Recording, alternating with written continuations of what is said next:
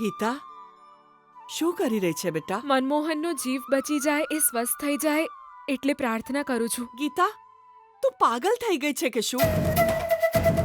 પેલા મનમોહનને તે તારો પતિ માની લીધો છે કે શું?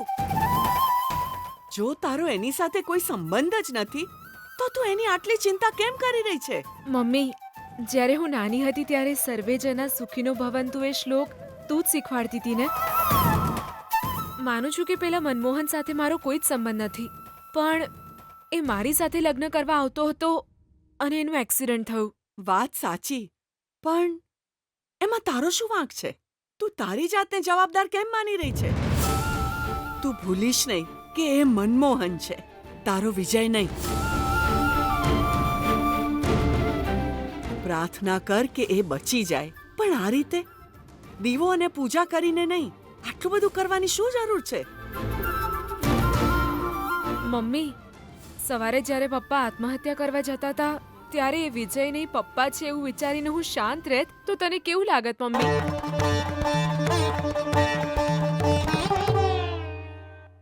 સીધી વાત છે મમ્મી, કોઈનું સારું વિચારવા માટે એ પોતાનું છે કે પારકું એ ન જોવાય. મનમોહન સાથે કંઈ પણ ખરાબ ન થવું જોઈએ. હું એના માટે પ્રાર્થના કરું છું એટલે એ મને ગમે છે એવું જરાય નથી. મારા લગ્ન તો ભગવાનની મરજી હશે ત્યાં જ થશે એટલે ચિંતા છોડી દે.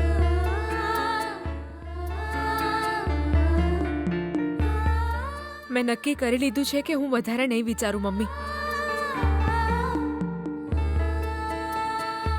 ગીતા, તારા પપ્પા ક્યારના ગયા છે પણ હજી એમનો ફોન નથી આવ્યો.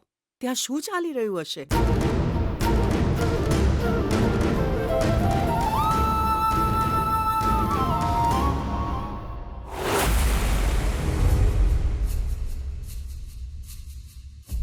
ડોક્ટર, મારા જમાઈરાજ કેમ છે? લોહી નહીં મળે તો એનું બચવું મુશ્કેલ છે એવું નર્સ કહી રહ્યા હતા. એમના બ્લડ ટાઈપ માટે બધે જ તપાસ કરી છે ડોક્ટર, પણ ક્યાં એ લોહી મળતું નથી. હવે હું શું કરું એ નથી સમજાતું. તમને હાથ જોડું છું સર, તમે જ હવે કંઈક મદદ કરો અમારી. તમે આટલી ચિંતા કેમ કરો છો? શાંત થઈ જાઓ. મારી દીકરીના લગ્ન થવાના છે એમની જોડે, તો એમને કંઈ થઈ ગયું તો મારા ઉપર શું વીતશે એ તો વિચારો. એવું હોય તો મારા શરીરમાંથી બધું લોહી લઈ લો, પણ મારા જમાઈરાજને બચાવી લો.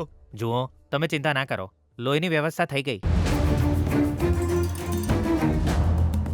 ઓપરેશન થોડી વારમાં થઈ જશે. હવે જલ્દીથી સ્વસ્થ થઈ જશે. શું ડોક્ટર, લોહીની વ્યવસ્થા થઈ ગઈ? Thank you doctor, thank you very much. Doctor, લોહી કોણે આપ્યું એ તો કહો મને. એ ત્યાં સામેના વોર્ડમાં છે. એમણે તો જરૂર કરતાં વધારે લોહી આપીને જીવ બચાવ્યો છે. પોતાનો જીવ જોખમમાં મૂકી તમારા જમાઈનો જીવ બચાવ્યો એમણે. એ તો તમારા માટે ભગવાન બનીને આવ્યા. જાઓ તમે એમને થેન્ક્સ કહી દો. હા, અત્યારે જ જઉં છું.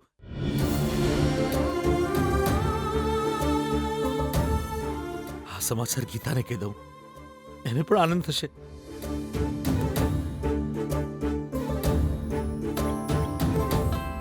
મમ્મી, મમ્મી, શું થયું? પપ્પાનો ફોન છે. અચ્છા, પૂછ કે શું થયું? હેલો. બેટા, તારો થવાવાળો પતિ એકદમ સ્વસ્થ થઈ જશે. તું સહેજે ચિંતા ના કરતી. પહેલા તો લોહી નહીં મળે તો જીવ નહીં બચે એવું કહેતા હતા. મેં કેટલી જગ્યાએ તપાસ કરી બેટા, પણ ક્યાંયથી લોહી મળ્યું નહીં મને.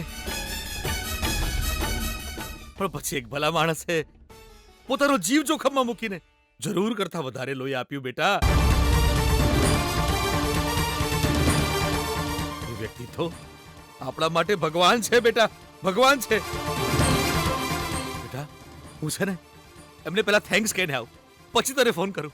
ચિંતા ના કરતી. હા, કરું ફોન.